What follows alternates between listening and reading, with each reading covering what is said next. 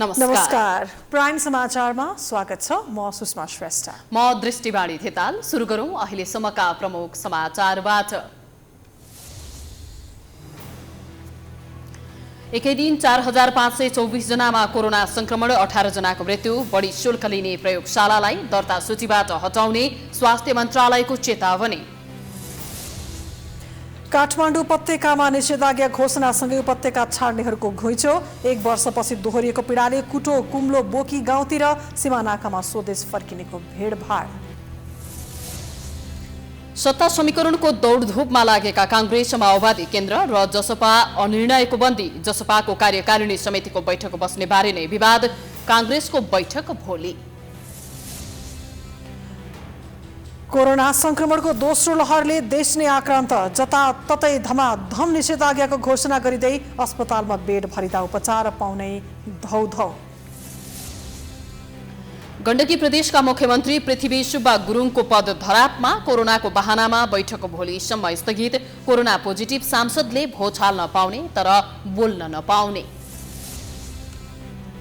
अमेरिकाद्वारा corona virus विरुद्धको 6 crore dose अन्य देशलाई बाँड्ने घोषणा। सुरक्षा सम्बन्धी मूल्याङ्कन गरेपछि खोप निर्यात गर्ने जानकारी। र इन्डियन प्रिमियर लिग आइपिएलमा आज दिल्ली क्यापिटल र रोयल च्यालेन्जर्स बेंगलोर बीच खेल हुँदै अङ्क तालिकामा शीर्ष स्थानमा पुग्ने दुवैको लक्ष्य।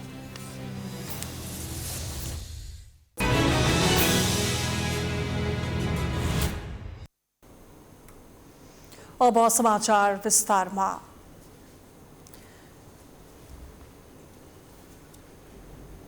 पछिल्लो 24 घण्टामा थप 4524 जनामा कोरोना भाइरस संक्रमण पुष्टि भएको छ। स्वास्थ्य तथा जनसङ्ख्या मन्त्रालयका अनुसार 14672 पीसीआर परीक्षणका क्रममा 4364 र एन्टिजेन परीक्षणमा 160 जना गरी 4554 जनामा संक्रमण पुष्टि भएको हो। पछिल्लो 24 घण्टामा काठमाडौँ उपत्यकामा करिब 2000 कोरोना संक्रमित थपिएका छन्। काठमाडौँ उपत्यकामा 1966 जनामा कोरोना संक्रमण पुष्टि भएको छ। काठमाडौँमा 1602, ललितपुरमा 240 र भक्तपुरमा 124 जना कोरोना संक्रमित भेटिएको स्वास्थ्य मन्त्रालयले जनाएको छ। पछिल्लो 24 घण्टामा 4524 जनामा कोरोना संक्रमण पुष्टि भएको हो। यससँगै कोरोना संक्रमितको कुल संख्या 3,07,925 पुगेको छ। कोरोना भाइरस संक्रमणका कारण थप 18 जनाको मृत्यु भएको छ। हाल देशभर कोरोना भाइरस सक्रिय संक्रमितको संख्या 26,225 पुगेको छ।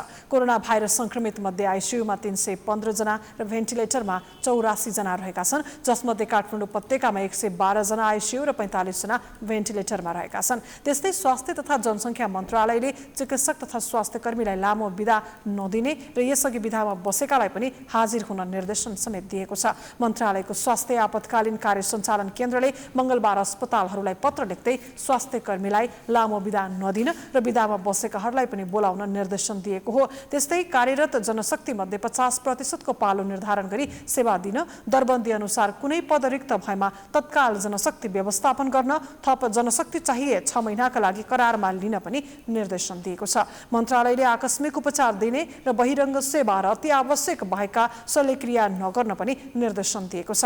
स्वास्थ्य आपतकालीन कार्य सञ्चालन केन्द्रका प्रमुख डाक्टर समीर कुमार अधिकारीले अस्पतालहरूलाई पठाएको पत्रमा सघन उपचार तथा आकस्मिक उपचार सम्बन्धी आवश्यक औजार, उपकरण र अक्सिजनको व्यवस्था गर्न पनि भनिएको छ। सरकारले तोकिएको भन्दा बढी पीसीआर परीक्षणको शुल्क नलिन प्रयोगशालाहरूलाई निर्देशन दिएको छ।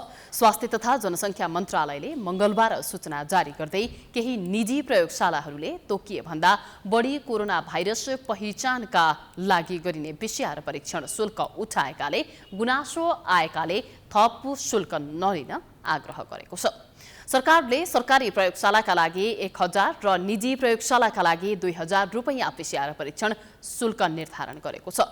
तर निजी अस्पतालका ल्याबले 2400 देखि 3000 शुल्क सर्वसाधारणबाट असुल्दै आइरहेका छन्।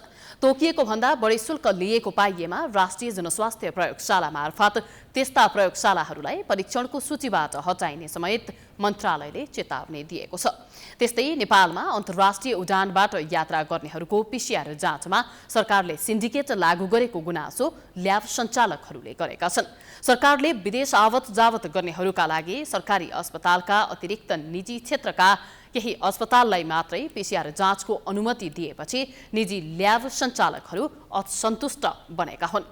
सरकारले अन्तर्राष्ट्रिय हवाई उडानका यात्रुहरूले निजी अस्पतालमध्ये स्टार हस्पिटल, ह्याम्स अस्पताल, मेडसिटी र मनमोहन मेमोरियल अस्पतालमै PCR जाँच गराउनुपर्ने मापदण्ड तोकेको छ। सरकारी अधिकारीहरूले पहुँचका आधारमा 3वटा निजी अस्पतालसँगको मिलेमतोमा यस्तो सिन्डिकेट लागू गरिएको भन्दै ल्याब सञ्चालकहरू आक्रोशित बनेका हुन्।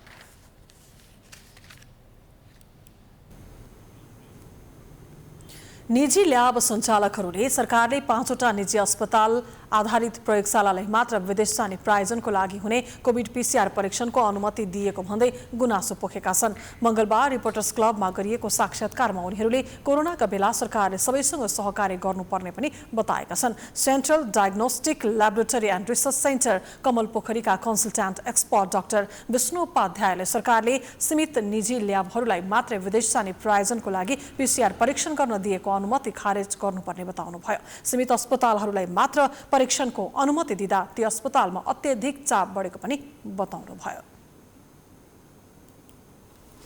आम नागरिकले धेरै दुःख भएको छ, धेरै पीडा भएको छ।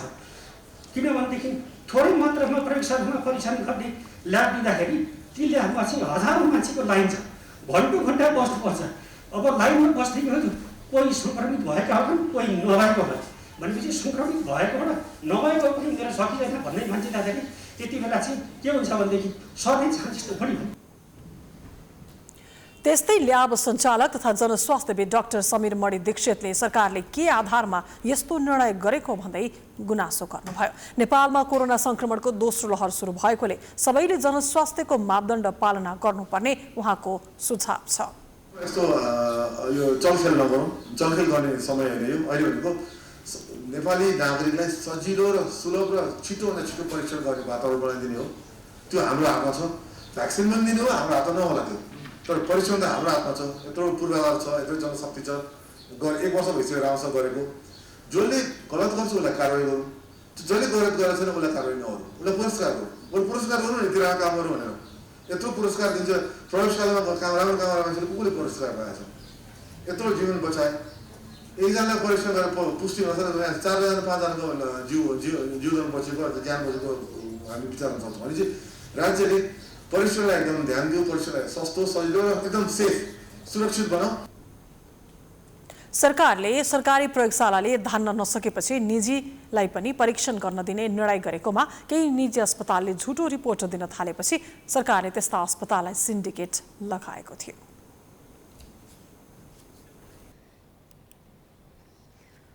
दैनिक कोरोना संक्रमितको संख्या बढ्दै जाँदा सरकारले कोभिड संक्रमितको उपचार तथा व्यवस्थापनमा खासै ध्यान दिन सकेको छैन। उपचारलाई समेत सहज बनाउन सकेको छैन। पहिलो लहरको कोरोना नियन्त्रण गर्न असफल बनेको सरकार दोस्रो लहरको कोभिडका बिरामीको उपचारमा झनै व्यवस्था गरिरहेको छ। नेपालमा कोरोना संक्रमितको संख्या 3 लाख नागेको छ। PCR र एन्टिजन विधिबाट परीक्षण गरेका मध्ये करिब 33% संक्रमण पुष्टि भइसकेको छ। सरकारले कोरोना भाइरस संक्रमितको संख्या असारसम्ममा दैनिक 11,000 पुग्ने प्रक्षेपण गरेको छ। त्यति बेलासम्म देशमा कोरोना संक्रमितको संख्या 6 लाख पुग्ने स्वास्थ्य तथा जनसङ्ख्या मन्त्रालयको अनुमान छ। संक्रमित र मृतकको संख्या सरकारले गनिरहँदा संक्रमणका कारण गम्भीर बिरामी भएकालाई अस्पतालमा बेडको अभाव हुन थालेको छ, जसका कारण स्वास्थ्य मन्त्रालयले सरकारी सबै अस्पतालहरूमा 50% र निजी अस्पतालहरूले कोभिडका बिरामीका लागि आवश्यक बेड छुटाउन निर्देशन दिएको छ। त्यस्तै सरकारी तथा निजी अस्पताल 25 देखि 200 बेडसम्मका अस्पतालसँग सम्बन्धित प्रदेशको सामाजिक विकास मन्त्रालयले सम्झौता गरी सेवा प्रवाह गर्न सक्ने जनाएको छ। अहिले देशका अस्पतालहरूमा सेवा सम्झौता भइरहेको मन्त्रालयले जनाएको छ। कोभिड-19 का संक्रमितहरूलाई व्यवस्थापन गर्नका लागि आवश्यक बेडहरू छुट्याउनु पर्ने निर्देशन दिइसकेका छौँ। त्यसअनुसार काम भइरहेको छ। यसअनुसार नपुग्ने हुँदै जाँदाखेरि नेपाल सरकारले जारी गरेको कोभिड-19 को संक्रमण रोकथाम सम्बन्धी आदेशको आधारमा 25 बेडदेखि 200 बेडसम्मका सबै किसिमका अस्पताल, सरकारी, निजी, सार्वजनिक सबै अस्पतालहरूसँग सम्बन्धित प्रदेशको सामाजिक विकास मन्त्रालयले सम्झौता गरी सेवा प्रवाह गर्ने व्यवस्था गर्न सक्ने प्रावधान छ। त्यस्तै गरी स्वास्थ्य तथा जनसङ्ख्या मन्त्रालयले 200 बेडभन्दा माथि बेड सङ्ख्या रहेका अस्पतालहरूसँग सेवा सम्झौता गरेर सेवा प्रवाह गर्ने व्यवस्था गरिएको छ। उपत्यकामा 15 दिन निषेधाज्ञा गर्ने निर्णय गरे पनि कोरोना संक्रमण नियन्त्रणमा सरकार गम्भीर नबन्ने हो भने संक्रमण नरोकिने जनस्वास्थ्य विज्ञले बताएका छन्। हाल संक्रमणका कारण अस्पताल भर्ना हुनुपर्ने बिरामीको सहज रूपमा भर्ना पाउन मुस्किल भइरहेको छ। अहिलेको परिस्थितिमा पहुँचवाला संक्रमितले उपचार पाउने र अन्य बिरामीले अस्पतालमा बेड नपाउने अवस्था भएको संक्रमण रोग विशेषज्ञ डाक्टर अनुप सुवेदीको आरोप छ। काठमाडौँमा अहिले नै अब यो अस्पतालमा बेड नपाउने, विशेष गरी अक्सिजन चाहिने बिरामीहरूलाई चाहिँ अब धेरै अस्पतालमा बेड नपाउने सम्भावना बढिसक्यो है। थुप्रो मान्छेहरूले फोन गर्दा अब बेड पाउन नसकेको त्यो गुनासो गरिरहनु भएको छ। विशेष गरी पहुँच हुने मान्छेहरूले मात्रै अब बेड पाउने अथवा पैसा सम्पर्क हुने मान्छेहरूले मात्रै पाउने, अरूले नपाउने सम्भावना धेरै बढ्दैछ। अब यस्तो अवस्थामा अब राज्यले के गर्ने हैन? राज्यले गर्ने भनेको चाहिँ पहिलो कुरो समुदायमा संक्रमणको भार नियन्त्रण गर्न सक्ने कामहरू गरेछ कि छैन, त्यसलाई सुलभ बनाएछ कि छैन, सस्तो बनाएछ कि छैन, गरेका छैन। प्रशिक्षण अनुसार संक्रमित हुने मध्ये कति प्रतिशत बिरामीलाई अस्पताल भर्ना हुन सक्छन्, कस्तो खालको उपचार सेवा दिनुपर्छ, कति जनशक्ति र स्वास्थ्य पूर्वाधार चाहिन्छ भने आंकलन गरी सोही अनुसार व्यवस्थापन गर्न सरकार चुकेको सुवेदी बताउँछन्। सुवेदीका अनुसार यसका लागि पर्याप्त परीक्षण र कन्ट्र्याक्ट ट्रेसिङ र जनस्वास्थ्यका मापदण्डमा जोड दिनुपर्ने उनको भनाइ छ। कोरोना संक्रमणको दोस्रो लहर तीव्र गतिमा फैलिएकोले अक्सिजनको अभाव हुन सक्ने औलाउँदै उनले अक्सिजन प्लान्ट सिलिन्डरको तयारीमा समेत जुट्न आवश्यक रहेको सुझाव दिएका छन्।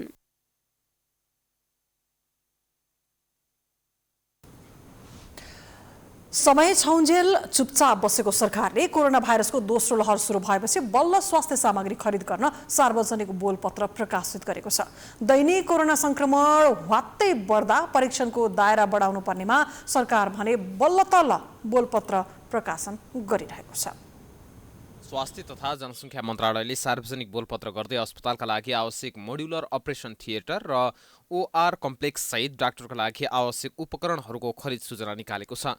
पूर्ण प्याकेजमा खरिद आह्वान गरेको मन्त्रालयले प्रस्तावित स्वास्थ्य सामग्रीहरूमा OR steam, OT equipment, OT complex र डिसमेन्टेलिङ एन्ड सिभिल वर्क्स खरिदका लागि बोलपत्र गरेको हो। वैशाख 14 गते पहिलोपटक सार्वजनिक बोलपत्र आह्वान गरेको मन्त्रालयले ढिला गरी जेठ 13 गते भित्र खरिद प्रस्ताव पेश गरिसक्नुपर्ने बताएको छ, जसका लागि 500 रुपैयाँको दरखास्त शुल्क सहित 24 लाख रुपैयाँ बैंक जमानत समेत राख्नुपर्ने जनाएको छ। त्यसो त गत फागुन 21 गते नै राष्ट्रिय विधि विज्ञान प्रयोगशालाले सार्वजनिक बोलपत्र मार्फत कोभिड-19 को परीक्षण किट्स, पीसीआर मेसिन सहितको अन्य किट्स खरिदको बोलपत्र आह्वान गरेकोमा उक्त बोलपत्रको खरिदकर्ता समेत मंगलबार मात्रै छनौट गरिएको छ। प्याकेजमा PCR machine, DNA profiling kits and accessories, DNA kits, chemical reagent and एसेसरिजका खरिदका लागि भएको सार्वजनिक बोल कबुलमा भर्खर मात्र 3वटा कम्पनी छनौट भएका छन्। यता प्रदेशतर्फ पनि स्वास्थ्य आपूर्ति व्यवस्थापन केन्द्र बागमती प्रदेशले गत माघ 28 र फागुन 2 गते नै सार्वजनिक बोलपत्र मार्फत स्वास्थ्य सामग्री खरिद बोलपत्र गरेकोमा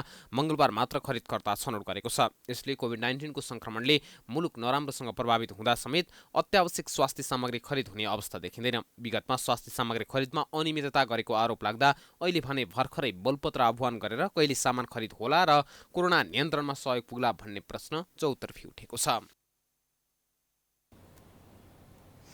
काठमाडौँ उपत्यकामा बिहिबारदेखि निषेधाज्ञा लाग्ने भएपछि बालाजु स्थित नयाँ बास पार्क, त्यसै गरी कोटेश्वर, बल्खु लगायतका स्थानमा घर फर्कनेहरूको भिड लागेको छ। सरकारले काठमाडौँ उपत्यका सहित कोरोना संक्रमण बढेका जिल्लामा 15 दिन निषेधाज्ञा गर्ने निर्णय गरेसँगै काठमाडौँ उपत्यका छोड्नेहरूको लर्को नै लागेको हो।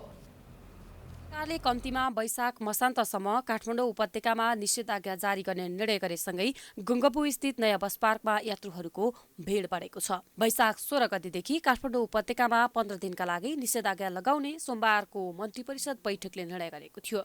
गत वर्ष लकडाउनले दुःख पाएका सर्वसाधारण यसपटक भने सरकारले घोषणा गरेसँगै घर जान हतारिएका छन्।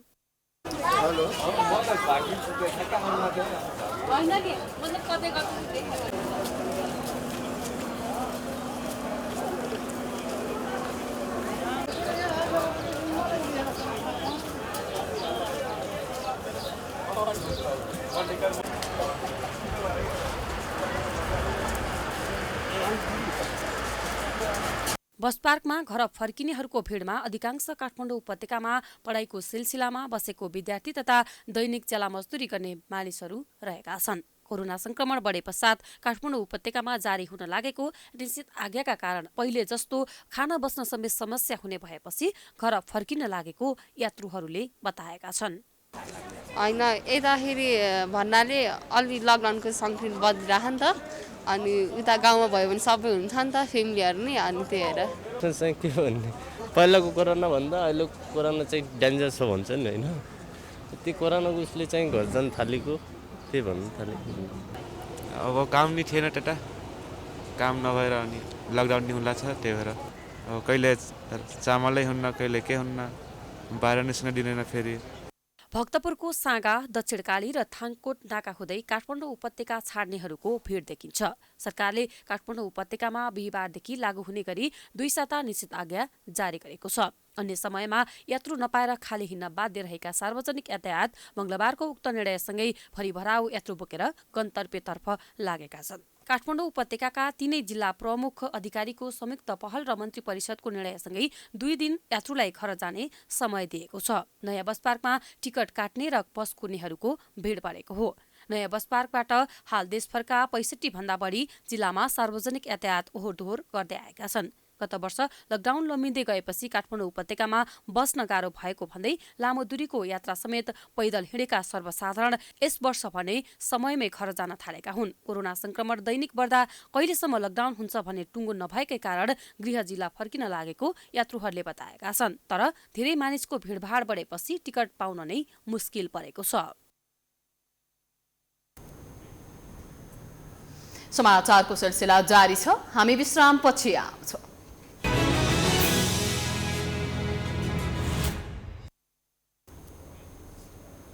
विश्रामपछि स्वागत छ। अब बाँकी समाचार। नेकपा माओवादी केन्द्रको स्थायी कमिटीको बैठक केही बेर अघि सकिएको छ। पार्टी केन्द्रीय कार्यालय पेरिस डाँडामा बसेको बैठकमा पार्टीको संगठनात्मक संरचनाको बारेमा छलफल भएको थियो।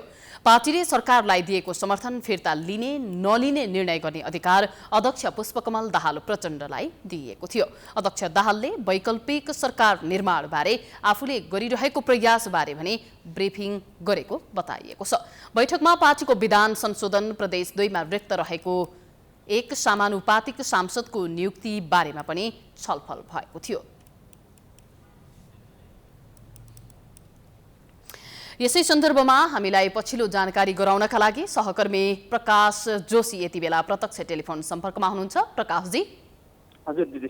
हजुर, आजको बैठकमा के विषयमा छलफल भए हामीलाई जानकारी गराउनुहोस्। आजको माओवादी केन्द्रको बैठक लामो समयसम्म बसेको थियो। 3-3.5 घण्टासम्म बैठक बस्यो र बैठकबाट केही सत्ता समीकरणमा नयाँ केही कुरा आउँछ कि भन्ने किसिमको अपेक्षा पनि गरिएको थियो। खास गरी माओवादी केन्द्रले समर्थन फिर्ता लिन्छ कि भन्ने धेरैको आकलन थियो, तर त्यस्तो केही पनि हुन सकेन। न त प्रदेश नम्बर 2 मा जो रिक्त सांसदको पद थियो त्यसमा नयाँ कसलाई पठाउने भन्ने त्यो बारेमा नै निर्णय हुन सकियो।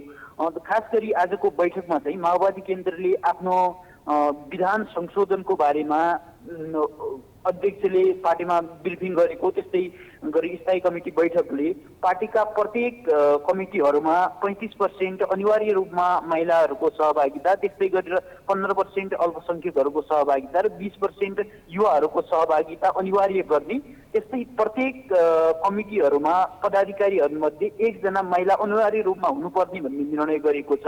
त्यस्तै कोभिड यो जो सङ्कट छ यसको व्यवस्थापनको लागि सरकारले तदारुकता देखाउनु पर्यो र सरकारले यो व्यवस्थापन गर्नको लागि नाकाहरूमा कडाई लगायत अस्पतालहरूको व्यवस्थापन गर्ने किसिमका काम गर्नु पर्यो। जसरी कोभिडको संक्रमण बढिरहेछ सरकारको काम त्यो अनुसारको प्रभावकारी देखिँदैन भनेर माओवादीले भनेको छ। अर्को चाहिँ यो नयाँ सत्ता समीकरणको सन्दर्भमा जो माओवादीले पहिलेदेखि नै भनिरहेको थियो आफूले समर्थन लिँदाखेरि सरकारले संसद विघटन गर्ने हो कि भन्ने हामीलाई चिन्ता छ, त्यहीले समर्थन फिर्ता लिइरहेको छैनौँ भनेर भनिरहेको थियो। आजको बैठकपछि पनि प्रवक्ताले पत्रकारहरूसँग कुरा गर्दै त्यही कुरालाई दोहोर्याउनु भयो। अर्को अविश्वासको प्रस्तावको कुरा चाहिँ जब जसपा तयार हुन्छ त्यसपछि मात्रै अविश्वासको प्रस्ताव दर्ता गर्ने, त्यतिन्जेलसम्म अविश्वासको प्रस्ताव दर्ता नगर्ने भन्ने कुरा भयो भनेर उहाँले अब सरकारलाई दिएको समर्थन पनि फिर्ता नलिने, अविश्वासको प्रस्ताव पनि दर्ता नगर्ने, यो विषयमा तपाईहरूको अब पछिल्लो रणनीति के हो भन्ने सन्दर्भमा तपाईले केही प्रतिक्रिया लिन पाउनुभयो नेताहरूसँग? हामीले नेताहरूसँग त्यो प्रतिक्रिया लिने कोसिस गर्यौं। उहाँहरूको अनुसार चाहिँ यो विश्वासको मत फिर्ता लिने कुरा चाहिँ अहिले तत्काल विश्वासको मत फिर्ता लियो भनेपछि त्यसपछि अर्को प्रक्रियामा जान्छ। एउटा त सरकारले विश्वासको मत लिनुपर्छ, सरकारले विश्वासको मत लिन सकेन भनेपछि त्यसपछि संसदको सबैभन्दा ठुलो दल, दोस्रो दल, तेस्रो दल हुँदै अर्को प्रक्रिया स्टार्ट हुन्छ। त्यस्तो प्रक्रियाबाट पनि कुनै सरकार बन्न नसकेमा त्यसपछि स्वतः संसद विघटन हुन्छ। हामी संसद विघटन गर्न चाहँदैनौँ, यो संसदले नै 5 वर्षीय कार्यकाल पूरा गरोस् भन्ने हाम्रो चाहना छ। त्यही हिसाबले हामी समर्थन फिर्ता लिइरहेका छैनौँ भन्ने किसिमको कुरा गर्नुभयो। अर्को अविश्वासको प्रस्तावको बारेमा चाहिँ कांग्रेस तयार छ, हामी पनि तयार छौँ अविश्वासको प्रस्तावको लागि। जसपामा चाहिँ अलमोल छ, जहिले जसपाले निर्णय गरेर आउँछ त्यो बेला अविश्वासको प्रस्ताव दर्ता हुन्छ भन्ने उहाँले भन्नुभयो। भनेपछि कुन बाटोमा जाने भन्ने कुरा नेकपा माओवादी केन्द्रले अझै पनि टुङ्गो लगाउन नसकेको अवस्था प्रष्ट देख्न सकिन्छ? एकदम दृष्टिजी, जसरी माओवादी केन्द्रले पटक पटक बैठक बस्ने, त्यसपछि अगाडिको स्थायी कमिटी बैठकले त अध्यक्षलाई त्यो अधिकार पनि दिएको थियो, अध्यक्षलाई म्यान्डेट दिएको थियो, त्यो अध्यक्षले समर्थन कतिखेर फिर्ता लिने हो त्यो आफूले निर्णय गर्न सक्ने भनेर भनेको थियो। तर निकै लामो समयसम्म बैठक बसेन, यो बीचमा अध्यक्षले समर्थन फिर्ता लिनु भएन। त्यस्तै किसिमले यो आजको बैठकबाट पनि माओवादी केन्द्रले कुनै निर्णय गर्न सकेन। यसबाट हामी प्रष्ट रूपमा के बुझ्न सक्छौँ भनेपछि माओवादी केन्द्र अलमलको अवस्थामा छ। के गर्ने, कस्तो गर्ने, कसरी अगाडि बढ्ने भन्ने सन्दर्भमा माओवादी केन्द्रले कुनै ठोस निर्णय लिन सकिरहेको छैन। उनलाई एउटा चिन्ता पनि छ, अर्को अविश्वास पनि देखिन्छ। चिन्ता के मानेमा भनेपछि अहिले समर्थन फिर्ता लिँदाखेरि जसपाले समर्थन गरेन भनेपछि अर्को वैकल्पिक सरकार बन्न सकेन भनेपछि देश चुनावमा जान्छ भन्ने उसलाई चिन्ता छ। अर्को चाहिँ अर्को सरकार बन्छ कि बन्दैन भन्नेमा कांग्रेस र माओवादी केन्द्रप्रति त्यति साह्रो उसले विश्वास गर्न सकेको पनि देखिँदैन। ऊ अझै पनि अलमलमा छ। हजुर, अब जसपाको कुरा यहाँले उठाइसक्नु भएको छ। जसपाको कुरा गरिरहँदाखेरि माओवादी केन्द्र र जसपा बीचको वार्ताको सन्दर्भमा चाहिँ उनीहरूले के कुरा भनिरहेका छन्, यस विषयमा केही जानकारी प्राप्त गर्नुभएको छ प्रकाशजी? माओवादी केन्द्रका नेताहरूसँग हामीले यो बारेमा बुझ्दाखेरि उहाँहरूले कांग्रेससँग र जसपासँग हाम्रो निरन्तर संवाद भइरहेको छ। कांग्रेसले त आफ्नै नेतृत्वमा सरकार गठनको पहल कदमी लिने भनेर भनिसकेको स्थितिमा कांग्रेसले अविश्वासको प्रस्तावको लागि तयार हुँदैन भन्नेमा त हामीलाई कुनै शंका छैन। तर जसपाभित्र चाहिँ दुई धार देखिन्छन्। एउटा धारले अझै पनि ओली सरकारलाई नै जोगाउनपट्टि लागेको भन्ने उहाँहरूको एक किसिमको भनाइ छ भनौँ या आरोप छ भनौँ। महन्त राजेन्द्र समूह चाहिँ ओली सरकारलाई जोगाउनपट्टि लागेका छन्। त्यही उसले जसपाले निर्णय गर्न सकेको छैन। जसपाको अर्को धार चाहिँ उपेन्द्र बाबुराम धार चाहिँ तयार छ। तर एउटा धारले मात्रै अविश्वासको प्रस्तावको लागि तयार भएर अविश्वासको प्रस्ताव दर्ता भई सरकार विस्थापित हुने अवस्था छैन। जुन बेलासम्म जसपा पूर्ण रूपमा तयार हुँदैन त्यो बेलासम्म अविश्वासको प्रस्ताव दर्ता गरेर पनि खास औचित्य छैन भन्ने किसिमको उहाँहरू। हजुर, अब अध्यक्ष दाहालले वैकल्पिक सरकारको निर्माण बारेमा चाहिँ आफूले गरिरहेको प्रयासको बारेमा पनि आजको बैठकमा छलफल गर्ने भन्ने खालको कार्यक्रम तय भएको थियो। उहाँले यो विषयमा चाहिँ के जानकारी गराउनु भयो? प्रवक्ताले हामीलाई गराएको जानकारी अनुसार अध्यक्षले आजसम्म भएका पहल कदमीहरू जसरी आफूले कांग्रेससँग गरेको छलफल, त्यस्तै गरेर जसपाका नेताहरूसँग भएको छलफल, त्यस्तै गरेर 3 दलको बैठक, यो सबै कुरा जानकारी गराउनु भयो। जानकारी पछि चाहिँ कांग्रेस ले निर्णय गरेको छ। तर जसरी सशक्त रूपमा कांग्रेस लाग्नु पर्थ्यो त्यसरी कांग्रेस पनि खुलिरहेको छैन, त्यसरी कांग्रेस पनि लागिरहेको छैन भन्ने किसिमको अध्यक्षको ब्रिफिङ आयो भन्ने कुरा नेताहरूको प्रतिक्रिया छ। त्यस्तै किसिमले जसपामा चाहिँ एउटा समूह जसरी पनि ओली सरकारलाई जोगाउनु पर्छ भन्नेमा छ। जसपाको त्यो मत जुन बेलासम्म रहिरहन्छ त्यो बेलासम्म नयाँ सत्ता समीकरणको तत्काल कुनै सम्भावना देखिँदैन भनेर अध्यक्षले ब्रिफिङ गर्नुभयो भन्ने किसिमको नेताहरूले जानकारी। हजुर, अब यो पार्टीको विधान संशोधनको विषयले पनि प्रवेश पायो अथवा बैठकमा यो विषयले प्रवेश नै पाएन, के भयो प्रकाशजी? मैले अघि पनि भने विधान संशोधनको बारेमा स्थायी कमिटीले एक किसिमको निर्णय गरिसकेको छ। स्थायी कमिटीको निर्णय पश्चात अब त्यो प्रस्ताव केन्द्रीय कमिटीमा लग्ने भन्ने कुरा छ। स्थायी कमिटीले पार्टीका प्रत्येक कमिटीहरूमा कम्तीमा 35% महिला सहभागिता, त्यस्तै गरेर 20% युवा सहभागिता र 15% अल्पसंख्यकहरूको सहभागिता गराउने भन्ने निर्णय गरेको छ र ती निर्णय केन्द्रीय कमिटीमा लग्ने भन्ने कुरा छ। त्यस्तै पदाधिकारीहरूमा कम्तीमा पनि एकजना महिला सहभागी गराउने भन्ने निर्णय गरेको छ भनेर प्रवक्ताले जानकारी। हजुर, अब समानुपातिक सांसदको पद नियुक्तिको जुन रिक्त रहेको पद थियो त्यसको नियुक्तिको विषयमा पनि छलफल हुनेछ भनिएको थियो, कसैलाई प्रस्ताव गरियो? छैन, त्यसमा कसैलाई पनि प्रस्ताव गरिएको अवस्था छैन। त्यसमा छलफल हुने र आज प्रस्ताव गरिएर त्यो टुङ्गो लाग्ने धेरैको आकलन थियो। त्यस्तै किसिमको सम्भावनाहरू भइरहेका थिए, त्यस्तै किसिमको सोचाइ भइरहेको थियो, धेरैले त्यस्तो भनिरहेका थिए, तर त्यसमा कुनै निर्णय हुन सकेन, त्यो निर्णय बाहिर आएन। हस्, जानकारीका लागि धन्यवाद प्रकाशजी। उहाँ हुनुहुन्थ्यो प्रकाश जोशी। हामीलाई माओवादी केन्द्रको स्थायी कमिटी बैठक र यस विषयमा उठेका मुद्दाहरूका विषयमा जानकारी गराउँदै हुनुहुन्थ्यो। अब बाँकी प्रसङ्ग। जनता समाजवादी पार्टीमा कार्यकारिणी समितिको बैठक बोलाउने विषयमै नेताहरूबीच विवाद बल्झिएको छ। जसपा शीर्ष नेताहरूको आजको बैठकमा अध्यक्ष उपेन्द्र यादव र संघीय परिषद अध्यक्ष डाक्टर बाबुराम भट्टराई लगायतका नेताहरूले पछिल्लो राजनीतिक अवस्थाबारे कार्यकारिणी समितिको बैठकबाट धारणा बनाउनु पर्ने बताएका थिए। अर्का अध्यक्ष महन्त ठाकुर पक्षका नेताहरूले भने कोरोनाको दोस्रो लहर बढेका बेला बैठक बस्न अनुपयुक्त हुने बताएका छन्। बैठक बस्ने विषयमा विवाद भएपछि शीर्ष नेताहरूको बैठक निष्कर्षविहीन भएको छ। जसपाभित्र अध्यक्ष यादव र भट्टराई लगायतका नेताहरू प्रधानमन्त्री केपी शर्मा ओलीको विकल्प खोज्न विपक्षी गठबन्धन बनाउनु पर्ने पक्षमा रहेका छन्। ठाकुर, महतो लगायतका नेताहरू भने पार्टीले अघि सारेका मागहरू पूरा गर्न ध्यान दिनुपर्ने र अहिले नै ओली सरकारको विकल्प खोज्न नहुने पक्षमा देखिन्छन्। जसपाले आधिकारिक निर्णय नलिएकै कारण नेपाली कांग्रेस, नेकपा माओवादी केन्द्र सहितको गठबन्धन निर्माणले सार्थकता पाउन सकेको छैन।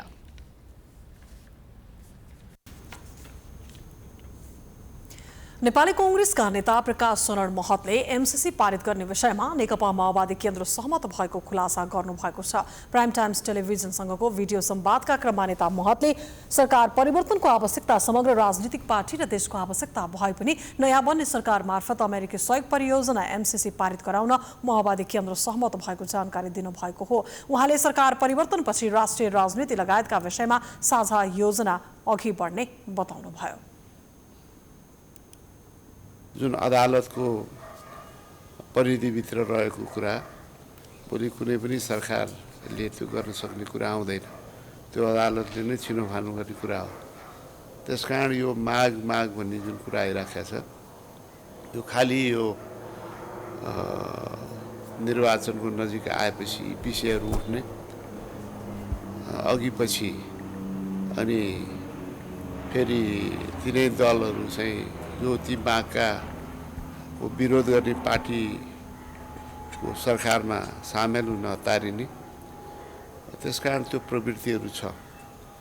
त्यसकारण हामीले जे जायज कुरा हो, जे चाहिँ न्यायोचित कुरा हो, जो गर्नै पर्ने कुरा हो, जुन सरकारको कार्यक्षेत्रभित्र पर्छ ती विषयहरू नगर्ने भनेकै छैन। जनता समाजवादी पार्टी जसपामा देखिएको सत्ता समीकरणको अनिलताको प्रसङ्गमा समेत नेता महतले चुनाव नजिकै विभिन्न मागहरू उठ्ने, निर्वाचनपछि माग मुद्दा सम्बोधन नै नगर्नेसँग सत्ता साटगाँठ हुने गरेको विगतलाई स्मरण गराउनुभयो। सरकारको अधिकार क्षेत्रभित्र पर्ने जायज राजनीतिक मुद्दा र माग सम्बोधन गर्न कांग्रेस सदैव तयार रहेको उहाँको दाबी थियो। र त्यो विषयलाई उहाँहरूले पनि यो पारित गर्नुपर्ने नै विषय भन्नुभएको छ हामीलाई। त्यसकारण फेरि यो सरकार बन्ने कुरा खालि एमसीसीको लागि मात्रै बन्ने र नबन्ने कुरो होइन नि त। अहिले समग्रमा एमसीसी त एउटा चाहिँ वैदेशिक सहयोगको एउटा चाहिँ मुद्दा भयो, त्यसका लागि मात्रै सरकार बन्ने र नबन्ने त हुँदैन। समग्र देशको नेतृत्व गर्ने हो सरकारले, त्यसका नेतृत्व परिवर्तनको आवश्यकता छ भनेर चाहिँ महसुस सबैले गर्ने हो भने त्यसपछि त्यसमा के कुराहरू चाहिँ त्यो आउने सरकारले गर्ने भन्ने कुरो अनि त्यसको पनि एउटा चाहिँ निर्गोल हुन्छ। सत्ता समीकरणमा निर्णायक देखिएको जनता समाजवादी पार्टी र नेकपा माओवादी केन्द्र समेत निर्णायक बैठकमा जुटिरहँदा नेपाली कांग्रेसको समेत भोलि केन्द्रीय कमिटी बैठक बस्दैछ। एमसीसी जसपाका माग र मुद्दाको सम्बोधन लगायतका विषयमा साझा सहमतिसहित कांग्रेस बैठकपछि प्रधानमन्त्री केपी शर्मा ओली विरुद्ध अविश्वासको प्रस्ताव आउने आंकलन गरिएको छ।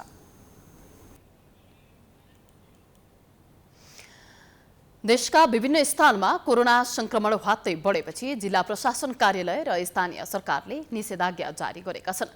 काठमाडौँ उपत्यकामा 2 साता निषेधाज्ञा लगाउने निर्णय गरेसँगै 1 दर्जन बढी जिल्लामा निषेधाज्ञाको घोषणा भएको हो।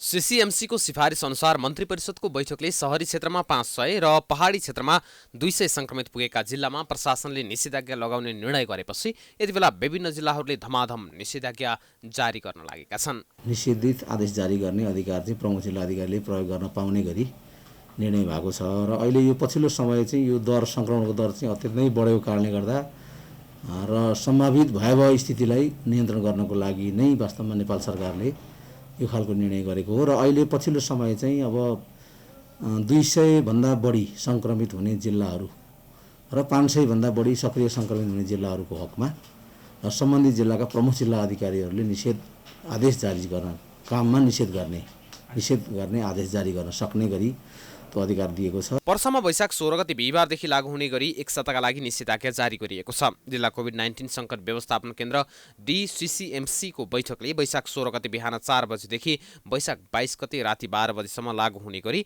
निषेधाज्ञा लगाउने निर्णय गरेको हो। सुर्खेतमा मंगलबार राति 12 बजेदेखि र कास्कीमा बुधबार बिहान 6 बजेदेखि 7 दिनका लागि निषेधाज्ञा जारी गरिएको छ। त्यस्तै बाराको कलैयामा बिहिबारदेखि 1 साताका लागि निषेधाज्ञा जारी गरिएको छ। कैलालीमा पनि बिहिबारदेखि 1 साताका लागि निषेधाज्ञा जारी गरिएको छ। जिल्ला प्रशासन कार्यालय कैलालीले वैशाख 16 गतेदेखि 22 गतेसम्म जिल्लाभर निषेधाज्ञा जारी गरेको छ। जिल्ला कोभिड-19 संकट व्यवस्थापन केन्द्र DCCMCले रूपन्देहीमा वैशाख 16 गतेदेखि 29 गतेसम्म निषेधाज्ञा गर्न सिफारिस गरेको छ। यसअघि नै बाँके, बर्दिया, बागलुङ र कालीकोटका शहरी र बढी जनघनत्व भएका र सीमावर्ती इलाकामा निषेधाज्ञा लगाइएको छ। अत्यावश्यक सामग्री बोकेका ढुवानीका साधन, बिरामी तथा कुरुवा बोकेका एम्बुलेन्स, स्वास्थ्यकर्मी र सुरक्षा निकायले प्रयोग गर्ने सवारी साधन चल्न पाउनेछन्। विवाह, पूजाआजा जस्ता संस्कारजन्य कार्य पार्टी प्यालेस वा होटलमा गर्न नपाइने, घरमा गर्दा स्वास्थ्य सुरक्षा मापदण्ड पालना गरी 15 जना भन्दा बढी सहभागी हुन नपाइने गृह मन्त्रालयले जनाएको छ। निर्वाध रूपमा जुन आवागमन गर्न दिँदाखेरि यो रूप चाहिँ भयावह भयो भन्ने कुरा छ। त्यसकारणले गर्दाखेरि यसलाई चेन ब्रेक गर्न र यसलाई नियन्त्रणमा सघाउ पुग्न सक्छ भन्ने हिसाबले मात्र यो केही विशेष गतिविधिहरूमा बन्देज लगाइएको हो। सामान्य भन्दा अलिकति फरक खालको त हुन्छ नै, किनभने असर त हुन्छ नै, किनभने मान्छे जथाभावी घरबाट बाहिर निक्लिन भएन होइन, जथाभावी हिँडुल गर्न पाइएन होइन, भिडभाड गर्न पाइएन, मनोरञ्जन गर्न पाइएन, गोष्ठी सभा सम्मेलन गर्न पाइएन। अब जब बिहाबारी गर्न पर्यो, अब बिहाबारीलाई नै हामी रोकेका छैनौँ अहिले, तर पार्टी भोज भातेर हामी रोक्यौँ होइन। बिहा 15 जनासम्मको सङ्ख्यामा सरिक भएर बिहा गर्न पाइन्छ। भारतसँग सीमा जोडिएका र जोखिमको उच्च सूचीमा रहेका जिल्लामा पनि आवश्यकता अनुसार प्रतिकार्य योजना लागू गर्न गृह मन्त्रालयले समेत निर्देशन दिएको छ। गत वर्ष 2076 चैत्र 11 गतेबाट लगाइएको देशव्यापी लकडाउन 2077 साउन 6 मा अन्त्य गरिएको थियो। काठमाडौँ सहित देशका विभिन्न जिल्लामा कतै पूर्ण र कतै आंशिक निषेधाज्ञा गरिएकोमा असोज 1 बाट उपत्यकामा लगाइएको निषेधाज्ञा हटाइएको थियो। पछिल्लो समय महामारीको दोस्रो लहर तीव्र रूपमा बढ्न थालेपछि नियन्त्रणका लागि विभिन्न जिल्लामा निषेधाज्ञा गर्न थालिएको छ। प्राइम टाइम्स टेलिभिजनका लागि क्यामेरामा राजु थापाका साथ प्रकाश मामको रिपोर्ट। सांसदको कोरोना परीक्षणको रिपोर्ट आएपछि मात्रै बस्ने गरी गण्डकी प्रदेशसभाको बैठक बुधबारसम्मका लागि स्थगित भएको छ। मुख्यमन्त्री पृथ्वी सुब्बा गुरुङमाथि अविश्वासको प्रस्ताव दर्तासँगै सोमबार सुरु भएको विशेष अधिवेशनमा कोरोना परीक्षण बिना बैठक चलन नदिने भन्दै सत्तारूढ दल नेकपा एमालेले मंगलबार संसद बैठक अवरुद्ध गरेको थियो। सरकारका प्रवक्ता र मन्त्री नै सहभागी भएर कार्यसूची तयार गरिएको भन्दै सभामुख नेत्रनाथ अधिकारीले बैठकमा बस्न सांसदहरूलाई आग्रह गर्नु भएको थियो। तर एमालेका सांसदले विरोध कायम राखेपछि 20 मिनेटका लागि सभामुख अधिकारीले बैठक स्थगित गर्नु भएको थियो। बैठक स्थगितपछि कार्यव्यवस्था परामर्श समितिमा छलफल थालेका दलहरूले कोरोना परीक्षणको रिपोर्ट आएपछि बुधबार दिउँसो 1 बजे बस्ने गरी सहमति जुटाएका हुन्। 15 जना भन्दा बढी उपस्थित भएर जम्मा भएर गर्न नपाइने भनेर चाहिँ जनतालाई निर्देशन गर्ने जारी गर्ने काम गरेको छ। तर जनताको सार्वभौम सत्ता सम्पन्न प्रदेश सभामा जनप्रतिनिधि र कर्मचारीहरू, सुरक्षाकर्मीहरू सबै गरी कम्तीमा 200 जना भन्दा बढी जम्मा भएर कुनै हामीले चाहिँ PCR टेस्ट नगरिकन भौतिक दूरी कायम नगरिकन हेल्थ प्रोटोकलको सामान्य विधि पनि पुरा नगरिकन प्रदेश सभा सञ्चालन गर्दा भोलि कोरोना संक्रमण यो प्रदेश सभामा फैलियो। कोरोना भाइरसको कारणले त्यस्तो नहोस् म कामना गर्न चाहन्छु। तर कुनै माननीय वा कर्मचारीको मृत्यु हुन पुग्यो भने त्यसको जिम्मेवार को हुने? सबै सांसदको PCR परीक्षण गर्ने र पोजिटिभ आएकाले सदनमा बोल्न नपाउने सहमति दलहरूबीच भएको छ। तर नतिजा पोजिटिभ आए पनि भोटिङ गर्न पाउने निर्णय पनि भएको छ। सांसदसँगै कर्मचारी, चालक लगायतको पनि कोरोना परीक्षण हुनेछ। कोरोना परीक्षणको प्रबन्ध प्रदेश सभा सचिवालय र प्रदेश सरकारले मिलाउनेछ। अविश्वासको प्रस्तावलाई तलमाथि हुन नदिन कांग्रेस, माओवादी र जसपाका सांसदलाई रिसोर्टमा राखिएको छ। समाचारको सिलसिला अझै जारी छ। हामी विश्रामपछि आउँछौँ।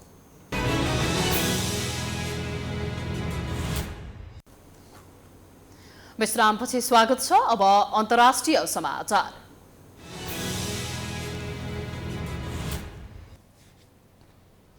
अमेरिकाले कोरोना भाइरस विरुद्धको खोप अरू देशलाई बाँड्ने भएको छ। आफ्ना लागि राखिएको अक्सफोर्ड एस्ट्राजेनेका खोप अधिकतम 6 करोड मात्रा खोप अरू देशसँग बाँड्ने अमेरिकाले जनाएको छ।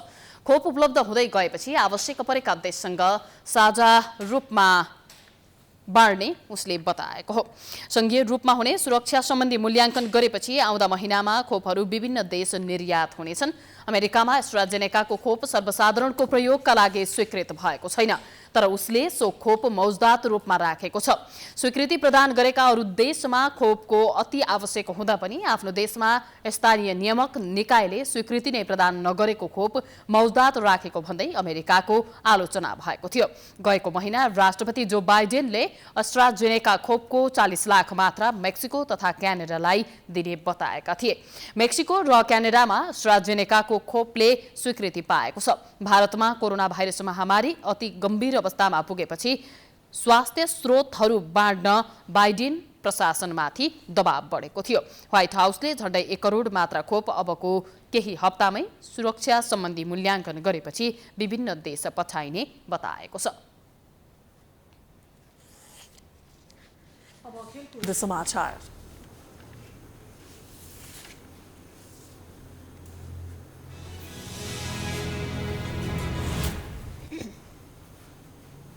Indian premier league IPL T20 क्रिकेटमा आज एक खेल हुँदैछ। अहमदाबादमा हुने खेलमा दिल्ली क्यापिटल्स र रोयल च्यालेन्जर्स बेङ्गलोर बीच प्रतिस्पर्धा हुनेछ। दिल्ली र बेङ्गलोर बीचको खेल साँझ 8:15 बजे सुरु हुनेछ। आज दुवै टिम शीर्ष स्थानमा पुग्ने लक्ष्यसहित मैदान उत्रनेछन्। त्यसैले दुई टिम बीचको खेल रोमाञ्चक हुने अनुमान गरिएको छ। आज दिल्ली 5औं जित निकाल्ने योजनामा हुनेछ। दिल्ली जित निकाल्दै शीर्ष स्थानमा उक्लन चाहन्छ। दिल्ली 5 खेलमा 8 अङ्क जोडेर दोस्रो स्थानमा रहेको छ। बेङ्गलोर पनि 5औं जित निकाल्ने योजनामा रहेको छ। बेङ्गलोर दिल्लीलाई हराएर शीर्ष स्थानमा उक्लन चाहन्छ।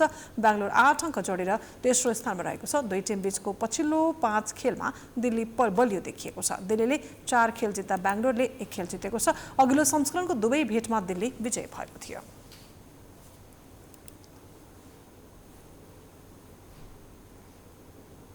यो सँगै हामी समाचारको अन्त्यमा आइपुगेका छौं। जाँदा जाँदै प्रमुख समाचार पुनः एकपटक। एकै दिन 4524 जनामा कोरोना संक्रमण, 18 जनाको मृत्यु। बढी शुल्क लिने प्रयोगशालालाई दर्ता सूचीबाट हटाउने स्वास्थ्य मन्त्रालयको चेतावनी।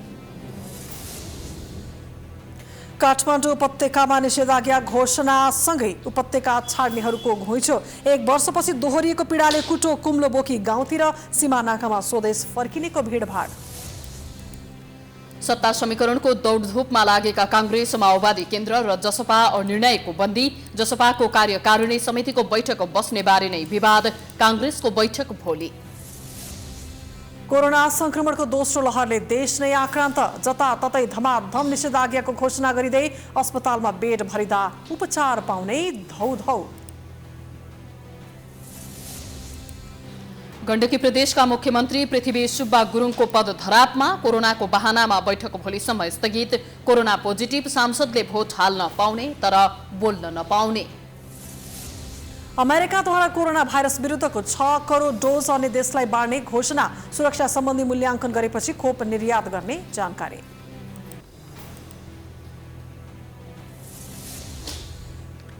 र इन्डियन प्रिमियर लिग आइपिएलमा आज दिल्ली क्यापिटल र रोयल च्यालेन्जर्स बेंगलोर बीच खेल हुँदै अङ्क तालिकामा शीर्ष स्थानमा पुग्ने दुवैको लक्ष्य। प्राइम समाचार अहिलेलाई सकियो। यसपछिको प्रस्तुति जनता जान्न चाहन्छन् ऋषि धमलाको साथमा। हेर्दै रहनुहोला प्राइम टाइम्स टेलिभिजन। नमस्कार।